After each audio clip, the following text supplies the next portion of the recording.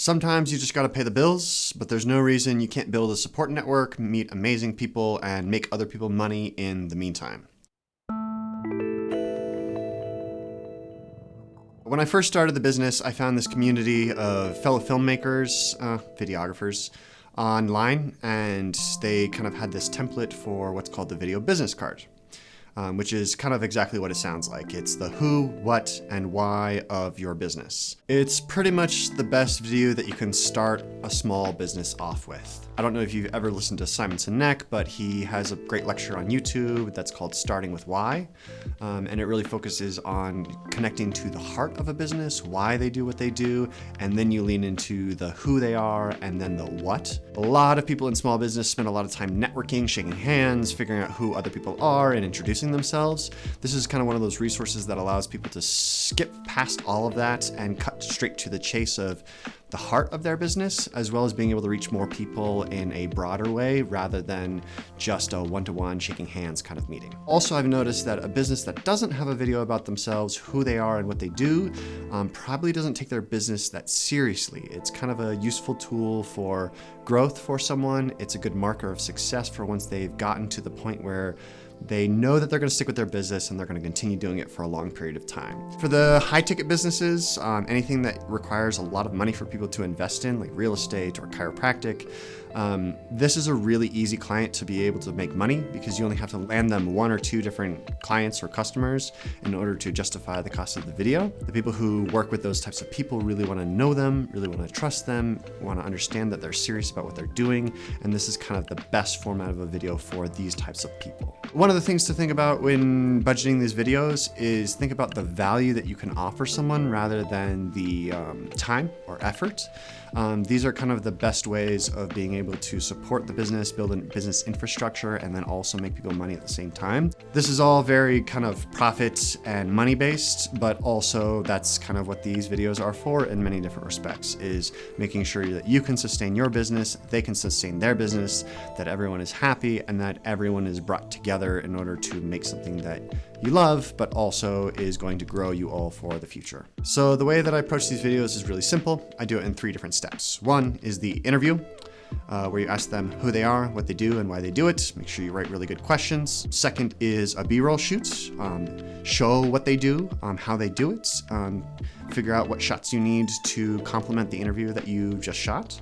Usually I'll break that into a separate day if I can, just so that I can digest and meditate on the interview and figure out what I'm going to actually need. And then third is the edit.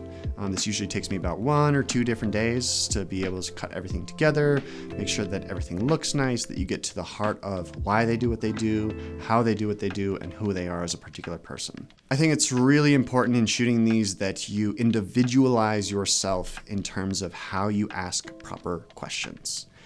Learn who the person is, figure out what their business is, why do they do what they do. You'll start finding out that people don't really know why they do what they do, and you can be one of those people that helps enlighten them on why they started the business in the first place. Why are they passionate about this? Why does this help other people, and why is this useful in the world? It will build a sort of sense of loyalty to that particular type of person, as well as you'll just get a better sense of how businesses run and different types of personalities within business, what's useful for people and what's not. As important, if not more important, is helping people figure out what to do with the video that you've made them.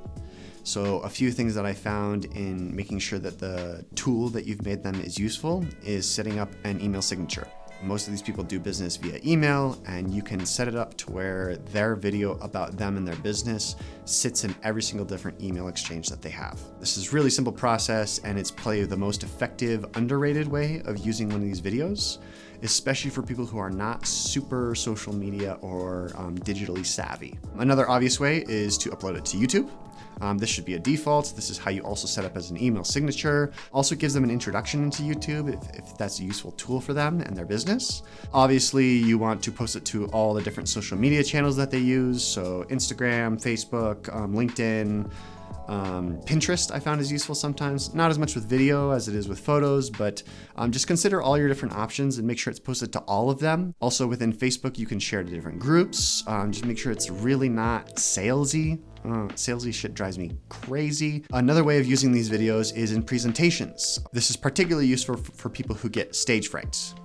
If you want to capture them and be able to cut it together, you can encourage them that I'm going to make you look good. Also, a lot of people get business off of the presentations that they do.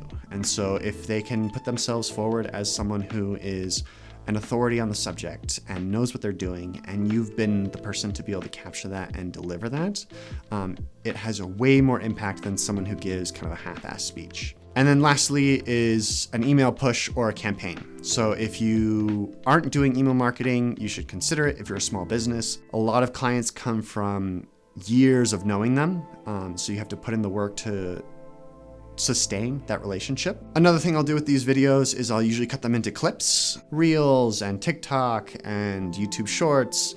These are the types of things that get a little bit more views because all these different platforms are pushing them. You take the wisdom moments from your edits and be able to cut those into 30, 60 seconds. Oftentimes the algorithm won't show the video to everybody, but the frequency of showing more content regularly will expose that particular business more than just posting the video and hoping for the best. Having more content is never a bad idea.